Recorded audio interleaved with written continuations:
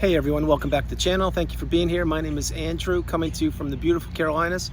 Today's topic is going to be the stronger you get, the weaker they become. Think about that for a minute. Everyone, if you like the content, please subscribe. So I'm going to jump right into it. This is a well-known secret post-narcissistic relationship that many of you veterans have figured out.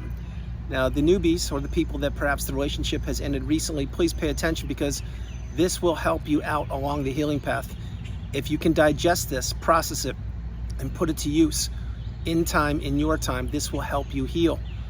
Here's how it goes. When you were in the narcissistic relationship, you were being groomed, you were being trained, you were being taught how to behave, how to be silent, how to tolerate poor behavior, how to put yourself, not even second or third, like you put yourself like 10th, because there was a long list of needs that the narcissist needed you to put in front of yourself. So having said those things, you lost your identity. You became a shell of yourself. Your resources, as I mentioned so frequently on the channel, were depleted, which included your time, energy, money, love, effort, empathy, social circle status, your health, perhaps your job, more and more. But your resources were being decimated in this relationship. Specifically throughout the body of the relationship was the devaluation stage, when you were in the narcissistic fog. And what that is, it's when you're trying to get back to the beginning of the euphoric stage. And I know that kind of sounds confusing for the newbies, but what it means is, after the euphoric stage of the relationship had been done, in other words, after you told the narcissist you loved them, or you went into business with them, or you relocated or moved away from your network, or signed a loan for them, or loaned them money. In other words, once they knew they had you, that's when things changed and you entered the narcissistic fog, or the devaluation stage, when you were being criticized, you were being not treated kindly, you were being gaslit, given the silent treatments. The smear campaign was well underway, most likely. You were being silenced. You could not have an opinion. Every time you thought of saying something, because you're accustomed to being an individual, you would be put down or berated or be invalidated or told that no, that's not a good idea. And yet many times you would offer the narcissist ideas about business or about suggestions in life, and they would ask you these questions, by the way, and you would give them your honest answers. And then the next day, what would happen? They would come back to you and say, oh, so-and-so at work told me this great idea. And you're like, wait a minute, that's what I told you last night. And you tell them that, and they're like, no, you didn't say anything like that.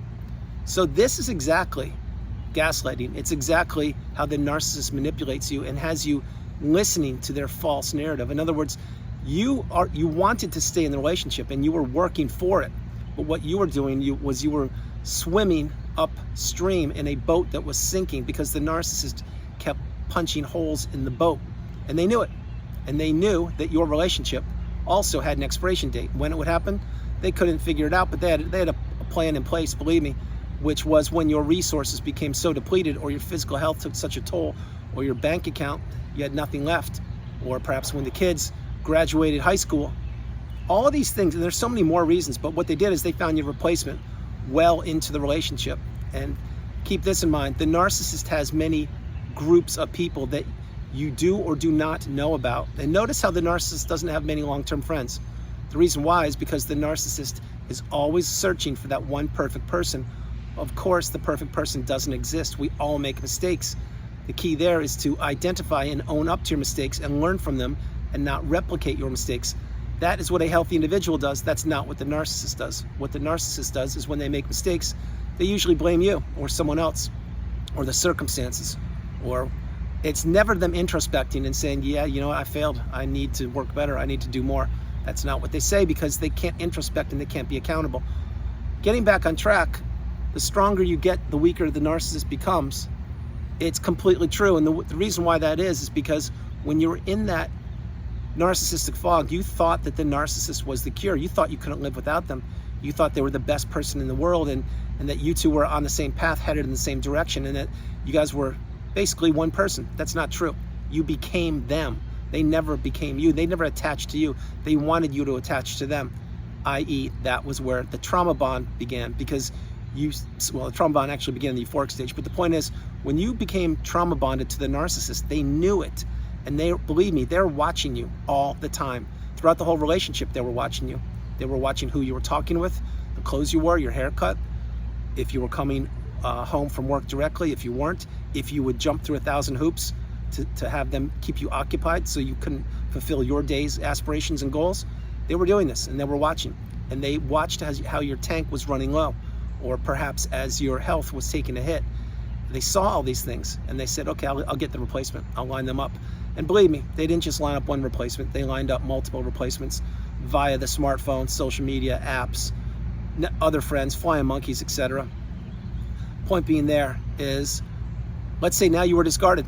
The relationship ended. Or let's say you're trying to exit the relationship. Say you're still married to the narcissist, but the narcissist won't let you go.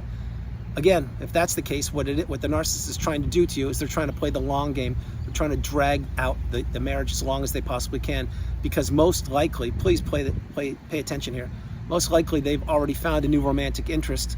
Not always, but most likely they have, or another source of supply, and they want to keep you on the sidelines, stuck, so you can't advance, so you don't get divorced, so the assets don't get split, so perhaps you're even living in that house where you were living with the narcissist. I know exactly what it's like. I had to do it for 2 years, almost to the date when I sold my house. It's not a fun place to be. Point being, that's where the narcissist wants you. They don't want you living your best life. They've never wanted you living your best life. So why I'm saying that is when you finally break free and you understand, oh my goodness, I've processed the narcissistic abusive cycle. I know what I was up against. I know what this person did to me. I had to heal childhood wounds, which is a whole separate topic. I had to understand that my support system was blown up. And I had to understand I had to put myself back together, because nobody is going to come knocking on your door to come save you. It just doesn't work that way. It would be great if it did, but it doesn't. So again, this is when you identify, wait a minute, I'm starting to get stronger. I'm starting to feel better. I'm starting to actually get more sleep at night. I'm eating healthier. I'm actually exercising a little bit. I'm not crying as much as I used to be, or I'm not experiencing anger as much as I used to be. I have practiced radical acceptance, which is an instrumental part of the healing path. I now understand exactly the players in the cast of the role that I played in that tiny little Hollywood movie that the narcissist cast me in. In other words, you know exactly who was who now, because once you get the wisdom on my channel and you are post-narcissistic relationship, or trying to separate yourself from the narcissist, that is like finding a winning lottery ticket or a huge diamond that is worth an insurmountable amount of money. The reason why is because now you can identify what you were up against, or perhaps what you're trying to remove yourself from. And when you do that, that's when you go down the rabbit hole on the narcissistic abusive cycle, and you figure out exactly what to do. Now, as the thumbnail mentions, the stronger you get, the weaker the narcissist gets, because this is when you begin to take action that benefits you, as I mentioned a few moments ago. And more action that you will take is, in time, you will block the narcissist. You will go no contact with the narcissist. If you can't, you will certainly gray rock the narcissist. You will not share information about yourself with the narcissist. You now have boundaries. You now are not a people pleaser. You now can say no, which is the strongest word in the English language. Remember, when you say no to someone or something, you are saying yes to yourself. You now are utilizing your time wisely, wiser than before, because post-narcissistic relationship, I can assure you, you had to really put yourself back together, and you had a lot of difficult, challenging nights, perhaps even nights you didn't think you would exist, but here you are. You are an incredible, amazing, abundant, courageous, strong individual. And the narcissist did not think you would make it. I can promise you that. They didn't, but here you are. Now, when you get stronger, you understand that the narcissist is nothing but a child in an adult body. And what they did is they manipulated you, an unsuspecting individual who did not have the knowledge or the information or the wisdom about narcissism. And they saw you as an opportunity when you met them. They sized you up. They figured out what made you tick. They did more listening than speaking. And you, I'm certain, because perhaps you are an empath, or if you're not, it's fine. Point being is you overshared most likely. And then they figured out, oh, you do have that beach property. Oh, you do have that house in the mountains. Oh, you do have that lake house. Oh, you do have the fancy car and all these things. And then they're like, wait a minute, and you have a lot of money in the bank? You'll do. Perfect. Not attracted to you, not in love with you. I have no empathy, I'm gonna destroy you, but you're just the one I'm looking for. And that's what they did. They did something just like that. Or if it weren't any of those things, perhaps they looked at you as the person to have children with, and you would not only perhaps bear their children or help create them, but you would be the one who would raise the kids. So the narcissist could be working out in the field, getting supply right in front of you or behind your back, so you have no idea what's going on. This is what happens frequently. So when you understand all these things, and I know I unpacked a lot there, the stronger you get, the weaker the narcissist gets. You have to understand what the rules of the game the narcissist is playing are. And you're getting them from my channel. You're understanding what you're up against. You're understanding they don't think anything even close to the way you think. They certainly don't behave the way you behave, and they don't care about anybody but themselves. So each and every day you are healing, you're processing, you're growing, you're becoming stronger. That is how the narcissist each and every day is shrinking, not only in your mind, but your thoughts and in your caring. The whole point here is to have you understand that you have had the power the whole time. It has been you. It's always been you. It was never the narcissist. And this is something they never wanted you to figure out. You see, when you're in the devaluation stage, or even in the beginning, euphoric stage, what they're doing is they're selling you a bill of goods. They are essentially a used car that is broken and it barely runs with a brand new paint job, and it looks good on the exterior, but the interior or the engine is not functioning properly. That is the life of a narcissist. Now, why I'm saying that is because you were fooled and you were taught that they are the best thing. You're never going to do better, and you feel so special and amazing when you're with them, and they like to do what you like to do. I understand that. Keep in mind, that's part of the trauma bond. That's part of the mask they're wearing. That's part of that shiny paint job that they threw on just for you. And when you got discarded, were they there for you? Absolutely not. That's when you saw the real person. That's when you saw the mask slip officially, and they showed you exactly how much they did not ever care about you. And think about it. Did you ever get closure post-narcissistic relationship? No, you didn't. Not from the narcissist. You had to learn and teach yourself that it would come from you. That's why you had to process all of these things and all these terms in the narcissistic glossary. And that is a good thing. Now, again, did you want to go through the relationship? No, you didn't want to be abused. You didn't want to be manipulated and taken advantage of and have your resources crushed. But you can't change the past. What we need to do is we need to learn from the past and understand that the more you get strong, the stronger you get, the weaker the narcissist gets. The weaker the narcissist gets, the less they can do anything to you. Which means, let's say you aren't strong enough to block them yet, but you're strong. You just don't want to block them yet for whatever reason. It's fine. I get it. Maybe you share kids. Well, you're onto their tactics, and you know what they do now, and you know it's a cycle. So now you don't accept the Hoover. Maybe you attend functions with the narcissist because you share kids or a business or something, but you don't share information. And you now are stoic, you're calm, you're centered, you're focused on the task at hand, and you do not treat them like you used to before. As a matter of fact, you don't even treat them like a complete stranger with just a hello, and that's it. Maybe even less than a stranger. You're cordial, but you're gray rocking. So that's a lot to unpack, but I want to let you know, the stronger you get, the weaker the narcissist gets. And that is a secret that the narcissist never wanted you to know.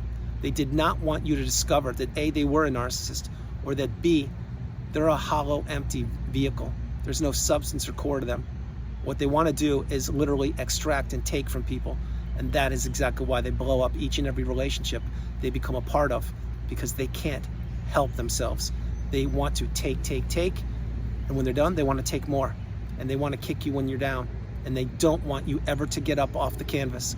Pick yourself up, dust yourself off, put yourself back together, and begin living in the third version of you, which is the best version of you possible.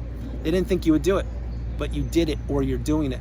So take this message as a message of encouragement, of courage, of strength, of fortitude, of knowledge, of wisdom. Apply it.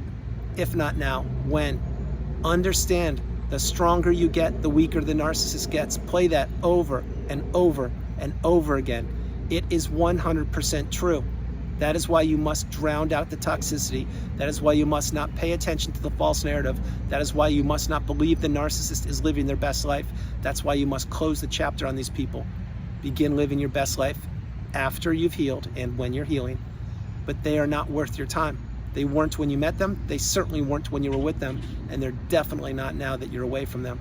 So guys, that's the video. I hope you liked it. I loved doing it from the beautiful Carolinas. This is Andrew. Namaste. Have a great afternoon. Stay true, stay blessed. Continue to become awakened and aware, and understand that you are the priority. You come first, second, and third. And remember this one more time. And please play it over and over again.